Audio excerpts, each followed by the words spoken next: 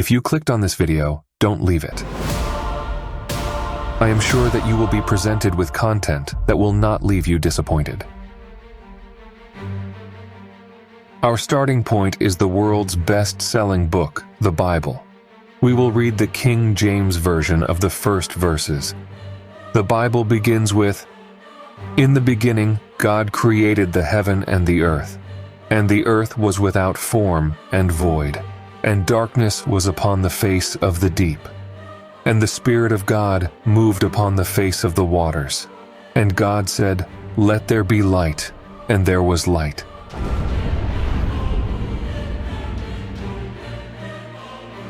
And God saw the light, that it was good. And God divided the light from the darkness. And God called the light day, and the darkness he called night. And the evening and the morning were the first day. Let's imagine that you want to study this subject. So, on the King James Bible online website, you look for other available translations. If you really want to know what is written, in fact, you need to look for a literal translation version. Then you find in the list Young's literal translation, and you will be able to read God in the first verse, and you will be able to read something very similar to what you were presented with earlier. Then you will look for other versions, and you will find practically all of them the same. Then you try the Hebrew and, of course, it is written in Hebrew. But if you are like me, who does not understand Hebrew, you will be left without understanding what is written. So we conclude that we will need to look for a version that contains a literal translation. And in this case, I suggest, if you want to research, I suggest to you the version that I installed on my computer, Interlinear Scripture Analyzer. And in this way, you will see with your own eyes and with your own research what I will present here. Let's read again the first 5 verses of the Bible in a literal translation. "In the beginning, Elohim created the heavens and the earth. As for the earth, it came to be a chaos and vacant, and darkness was over the surface of the abyss. And the Spirit of Elohim was vibrating over the surface of the waters. And Elohim said, 'Let light come to be,' and light came to be. Elohim saw the light that it was good. Then Elohim separated the light from the darkness. And Elohim called the light day, and the darkness he called night. And evening came to be, and morning came to be, day 1. And then the truth appear. Easily you will understand that God, in English, is a translation of the Hebrew Elohim. After all, in all available versions, we understand this. But a quick search on Google and a simple definition from Wikipedia would be prepared to demonstrate that this is not true. Elohim, the plural of Eloah, is a Hebrew word meaning gods or godhood. Although the word is plural, in the Hebrew Bible it most often takes singular, verbal, or pronominal agreement and refers to a single deity, particularly the God of Israel. In other verses, it refers to the singular gods of other nations, or to deities in the plural. The word Elohim is a grammatically plural noun for gods or deities, or various other words in biblical Hebrew.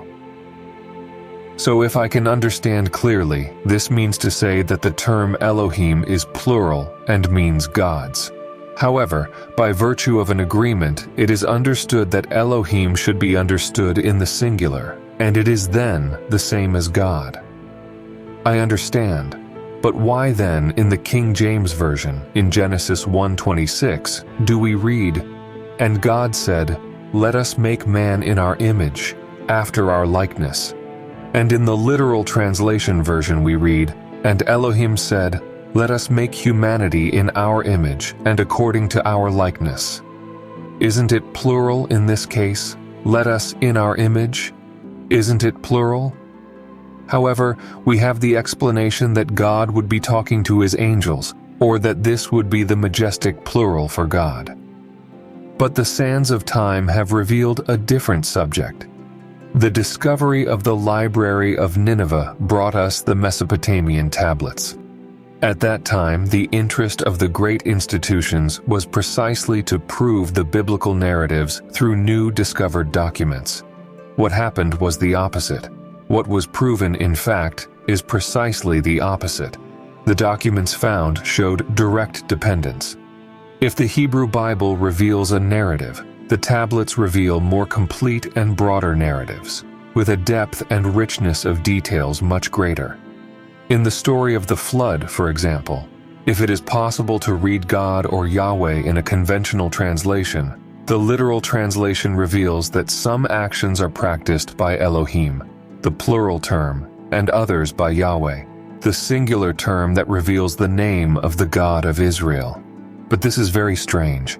What sense does it make to write a text using different names for the same thing, being that this thing is God? Some at this point in the video could already accuse me of blasphemy or say that I do not have enough theological knowledge to know that Yahweh and Elohim are just different names for the same God. But the truth is just the opposite. We are not used to reading the Bible as it is. We are used to reading the Bible as it was read and written for us, as it was told and retold to us through the centuries, millennia, and the conventions that were made. In the context of Christianity, the story becomes even more confusing. And I will demonstrate this to you. Jesus, when referring to the Father, uses different nomenclatures in the original Greek. In Luke 23:34, he refers to God as Father, from the Greek term pater. In John 10:30, when saying that he and the Father are one, the same term pater is clear. Jesus, in various passages, claims to be doing the will of the Father. And clearly the Jews do not accept him saying this. The Jews do not recognize him as the son of the same Father. They claim that Jesus is blaspheming. In some passages, Jesus is pointed out as Theo, Son of God, and refers to God as Theos. In this sense, in a quick analysis, we have so far the following words that are translated as God in our Bibles that we have in our homes. From Hebrew, Elohim, Yahweh. From Greek, pater, theos, theon. So I ask you, can we understand all these terms as God? For the Jews, obviously not. The Hebrews accused Jesus of blasphemy, as they did not identify him as the Son of Yahweh. And in fact, I just summarized the little that I showed you. If we look even deeper, we would find other words that involving the name of God, such as El Elyon, El Shaddai, Adonai, Yah, Kyrios, Despotes, Pneumatheos, Logos. Actually, it is necessary to highlight here a great confusion. Is Jesus the Messiah or not? Is Jesus' Father Yahweh or not? We can have different interpretations and different readings, as well as different theological explanations for this. But invariably, the truth is only one, even though we may not be able to fully grasp it. It either is or it isn't. There is no way this answer can be doubly correct or partially correct. The fact that we do not have access to the truth, from my point of view, obliges us all to be calm and patient with people who think differently from us. And more than that, respect, utmost respect. No one has the truth. We are all learners. All of this was already sufficiently complicated, but later, when we learn about the Anunnaki, the complexity is accentuated. The Anunnaki subject reveals a truth that bothers many people. Many attack this channel and other channels, and from my point of view, they are extremely simplistic in their analysis. They say the Anunnaki are fallen angels, but no, the Anunnaki are not fallen angels. The Anunnaki are the Elohim, and they are duly identified in creation. In texts such as the Atrahasis epic, Enuma Elish, among others, it is very well explained that they are the creators of humanity and, therefore, identify with the plural term Elohim. In addition, the Anunnaki also identify with the creation of the universe in the Enuma Elish. just as Elohim identifies itself at the beginning of the Bible in Genesis 1.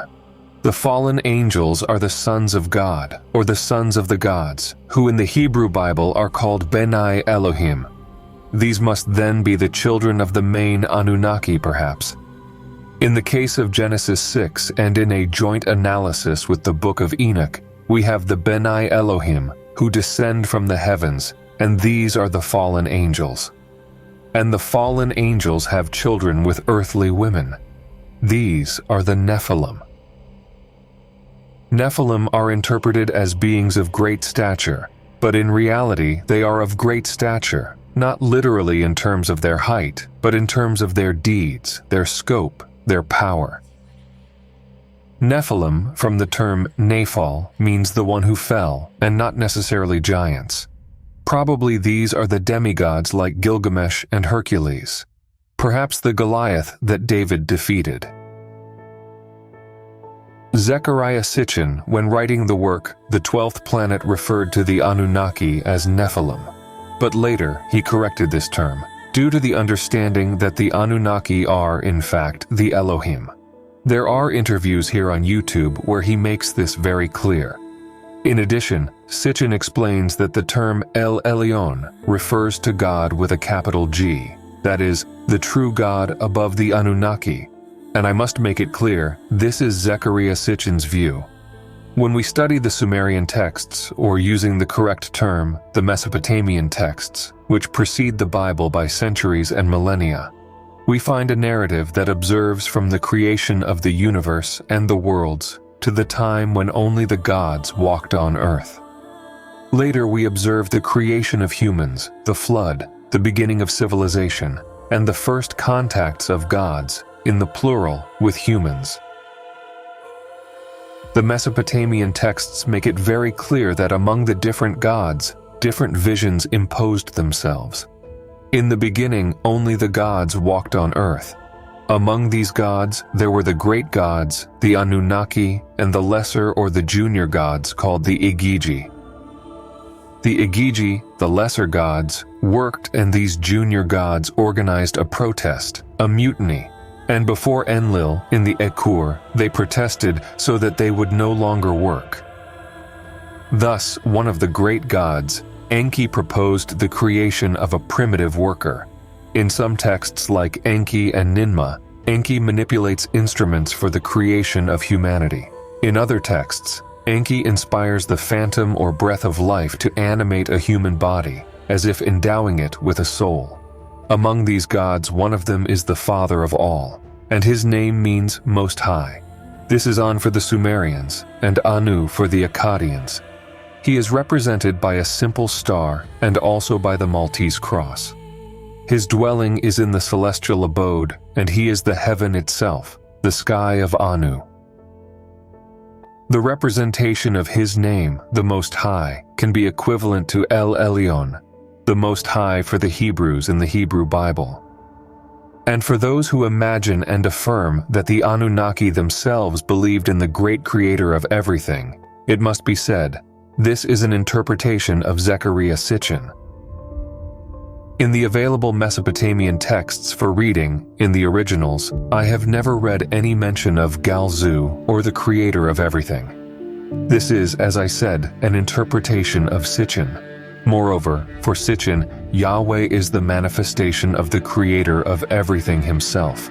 Yahweh is the very creator of everything. This is Sitchin's conclusion in the book Divine Encounters, a conclusion that I vehemently disagree with, just as it is an interpretation of Sitchin that Marduk, Ra, and Amun-Ra are the same god. But the fact is, his interpretation seems very plausible, and in this sense, it must be said, Marduk appears in the Bible as Baal and Merodach, according to various interpretations. And in the Hebrew Bible, we observe several times the biblical god Yahweh claiming to be the only one and prohibiting worship of the deity Astarte, who is known as the morning star, Inanna for the Sumerians, and Ishtar for the Akkadians, just as we see the condemnation of any worship of Baal and Merodach or Marduk. just as we also notice that Yahweh seems not to accept the worship of Amun or any other god of the Egyptian pantheon. And in fact, Yahweh does not accept worship to anyone else beyond worship to himself. When Yahweh presents himself to Moses, the situation becomes very clear. He, Yahweh, claims to be the one who also presented himself to Abraham, Isaac, and Jacob as El Shaddai, that is, as God Almighty, but that he did not previously reveal himself to them as Yahweh. It seems we have two sides here, don't we? Zecharia Sitchin interpreted it as being the clan of Enki and the clan of Enlil.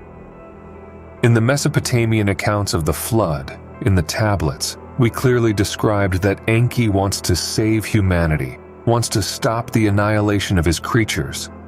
And we have seen this in the video of the Eridu Genesis. And we will see something similar in Tablet 11 of the Epic of Gilgamesh, as well as in the Epic of Atrahasis. Enki wants to save humanity and Enlil. He himself sends drought, famine, diseases, and finally the flood. For Sitchin, the cause of the flood is the passage of Nibiru. For the traditional myths that I have read, it is not Nibiru, but Enlil himself who decides to annihilate humanity with the flood. And Enki decides to save humanity. In the Hebrew Bible, we read the term Elohim at times, and at other times Yahweh, in the functions that are of Enki and Enlil, which denotes obviously that these older writings, in this case the Mesopotamian tablets, not only inspired the writers of the Bible, who copied their writings, but summarized their writings, and above all, altered them in order to confuse and make believe in a single God, when in fact there was more than one. Could it be that the God of the Old Testament, Yahweh, is different from the God of the New Testament? Could this be the reason why Jesus says he speaks in the name of the Father, that whoever saw him saw the Father, but that, in fact, Jesus' Father was not the same Yahweh? Perhaps for this reason, he was killed. This topic is extremely complex. It is also necessary to observe that some of the terms to which Jesus referred to his Father, Pater, automatically refer us to very ancient deities, such as Dyaus-Pita from the Vedic pantheon. Literally translated as Sky Father, Dyaus-Pita is one of the oldest known deities, originating from Proto-Indo-European mythology, embodying the daytime sky and serving as the father of gods and men. As we trace the lineage of Dyaus-Pita, we find a direct evolution in ancient Greece with Zeus-Pita, which also appears in Rome as Jupiter. The name Jupiter is derived from Zeus Pater, a conjunction of Dyaus-Pita and Pater, translating to Sky Father. These names also bear similarities with Jovi or Jovis, which was another name for the same Jupiter, and which is incredibly similar to the name Yahweh or Jehovah. So, would it be the same Pater? Would it be Dyaus-Pita or Great Father? Would Jesus be referring to the same Father in the sky? Or would they be different? On one side of the clan of Enlil, on the other, the clan of Enki.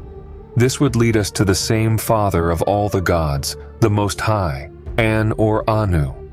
He lives in the celestial abode. His name means heavens, and his pictographic sign also represents the cross, through the evolution of the cuneiform symbol to the Hebrew letter Tav, and which consequently gave rise to the letter T. Incredibly, this one, An or Anu, which divides into two clans, can also be interpreted as zero, the beginning, which is known through the one, and which therefore divides into the binary of yin and yang. I believe that as far as we have come in this video, it is enough to verify how extremely enchanting and complex this subject is. And this one that serves as a brief summary of all this complexity is the father of many documentaries.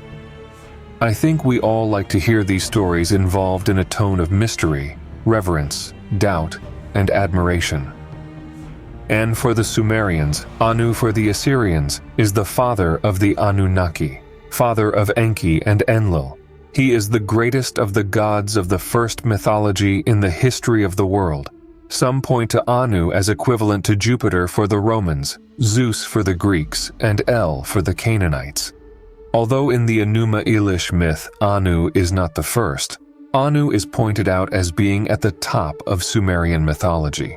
George Smith, in the book The Chaldean Account of Genesis in 1876, explained that Anu is pictographically represented by a star, and that he is the personification of the heavens itself, also represented by the Maltese cross. Mauro Biglino also clarifies that the Hebrew term Elyon refers to the same highest term, which also leads to Anu in the Mesopotamian clay tablets. In addition, the pictographic symbol offered to An is the Dingir symbol, which means God. His name, therefore, is inscribed in all gods as the highest and greatest of all. And his symbol, the star, the cross, the heavens, the celestial abode, is the representation that later, in history, became the letter T and signifies the heavens itself and the Most High. But the analysis of mythology and ancient texts very clearly show that there is a great confusion between different ancient entities classified as gods. And no, we should not demonize them. The ancient deities are our fathers and our mothers, and their marks are in our collective unconscious and are part of the archetypes of our life. I hope that you, despite all the doubts and studies that surround this subject, can find the divine within you. For my part, I have no doubts about the divine and the existence of God, of a whole and the sacred. But I also have serious doubts that our religions, I believe most of them, position the divine too far, too high, at a height that we cannot reach. And besides this, they blame our humanity for terrible and sinful acts, thus separating the divine from man. Humanity is sinful and unworthy. God is all-powerful and we should fear him. This conception, which is in almost all religions, is the opposite of my thinking. To me, we are divine, and the divine spark resides in all of us. My work here on this channel, I clearly perceive, is to bring my knowledge, research, and reflections to help you awaken your divine. It is like the myth of Prometheus stealing the fire from the gods. It is the light of knowledge that illuminates the darkness of ignorance. This is my thought, and you don't have to agree with it. Through this video, I would like to demonstrate to you the complexity of the subject, and I want you to also realize that I am not here on this channel, offering empty and fanciful documentaries. Many times I bring and will still bring Sitchin's vision, as it must be known. But beyond this, it is essential to bring comparative studies as I have been doing. I classified this video as the most important so far because I need to demonstrate to you the many different perspectives regarding all this. May peace, the forces of harmony and love of the infinite cosmic universe reach you. See you in the next video.